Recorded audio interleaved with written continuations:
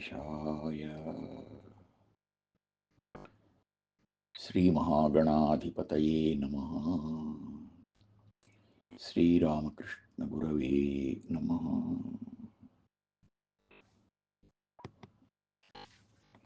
పరుడవు వెంకూసాయను గురుడవునై సాయినాథు కూర్మి పెనిచి సద్గురువుగా జగతిన్ నిలిపిన పురుషోత్తంసుడవు నీవే మోహన రూపా. పరాత్పరుడవై ప్రత్యక్షంగా ఆకర్షించే వెంకటేశ్వర, లోకంలో ఉన్న గురువులకందరికీ మార్గదర్శకుడవైన పరమగురువు నీవే. ఆ వరుసలోనే మహారాష్ట్రలోని షిరిడీ గ్రామంలో స్థిరపడిన సాయినాథునికి కూడా వెంకూసా అనే పేరుతో నీవే గురువయ్యావు. ఆ సాయిని ఆధ్యాత్మిక మార్గంలో అభివృద్ధిలోకి తెచ్చి ఈ ప్రపంచంలో సద్గురువుగా ఉన్నత స్థానంలో నిలిపావు. నీవు తిరుమల కొండ మీద మానవ రూపంలో దర్శనమిస్తున్నా సామాన్య పురుషుడవు కాదు, పురుషోత్తముడవు. అందువల్ల నిన్ను పరమ గురువుగా పూజిస్తాను తండ్రి అని నివేదిస్తున్నాం. మహాత్ముల జన్మ కర్మ, కర్మ అంటే పని, సాధారణ మానవులమైన మనకు అవి అర్థం కావు. శూరుల జన్మంబు సురల జన్మంబును ఏరుల జన్మంబు ఎరుగనగునే అని మహాభారతంలో ఉంది. ఈ దృష్టితో సద్గురు సాయినాథుని పుట్టుపూర్వోత్తరాలు సరిగా తెలియకపోవటంలో ఆశ్చర్యం లేదు. దాదాపు 60 సంవత్సరాలు షిరిడీలో ఉండడం, 1918 అక్టోబర్ 15 విజయదశమి నాడు శరీరం చాలించడం మాత్రం స్పష్టమైన చరిత్ర. ఆ మధ్యకాలంలో ఆయన చూపిన మహిమలు అసాధారణమైనవి.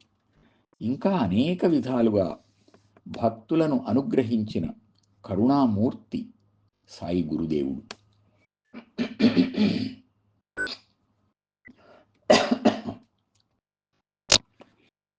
ఆయనకు గురువెవరు అనేది ఆసక్తికరమైన ప్రశ్న. శ్రీ సాయినాథుని చరిత్రను సప్రమాణంగా అందించిన ఆచార్యులు శ్రీ ఎక్కిరాల భరద్వాజ గారు. వారు రచించిన శ్రీ సాయి లీలామృతం అనే గ్రంథం ద్వారా ఎన్నో విశేషాలు సాయిబాబాయే స్వయంగా చెప్పినట్లు కొన్ని తెలుస్తున్నాయి. మీ గురువు పేరు అనే ప్రశ్నకు సాయినాథుడే వెంకూసా అని సమాధానమిచ్చినట్లు ఉంది. వెంకటేశ్వర స్వామినే అక్కడి వారు వెంకూసా అని వ్యవహరిస్తున్నారట.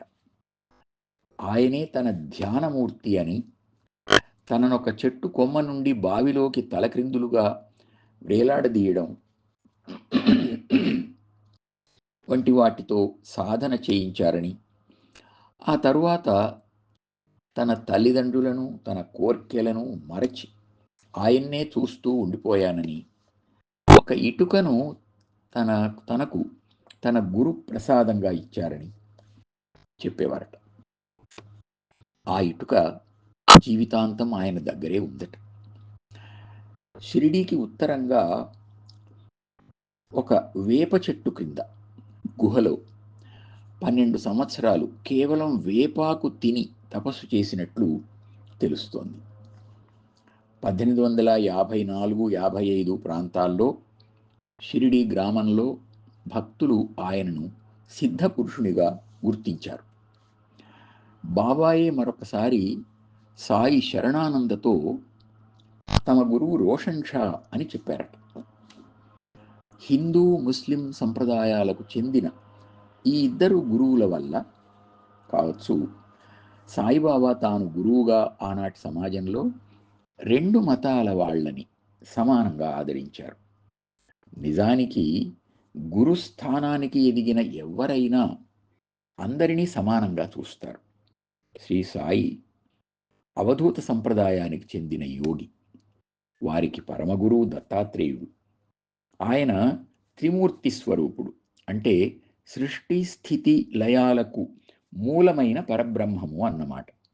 ఆ స్థితిలో అవతార పురుషులైనా గురువులైనా అందరూ ఒక్కటే. అన్నమయ్య తానే తానే ఇందరి గురుడు సానబట్టిన భోగి జ్ఞానయోగి అనే సంకీర్తనలో శ్రీ వెంకటేశ్వర స్వామినే అందరికీ అన్ని మార్గాల వారికి గురువుగా గుర్తించారు.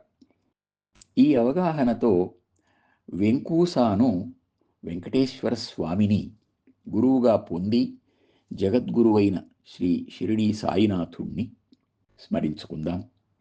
ఆ గురు శిష్యుల అపూర్వమైన ఆ గురు శిష్యుల అనుగ్రహాన్ని పొందుదాం. పరుడవు వెంకూసాయను గురుడవునై సాయినాథు కూర్మి పినిచి సద్గురువుగా జగతిన్ నిలిపిన పురుషోత్తంసుడవు నీవే మోహన రూపా.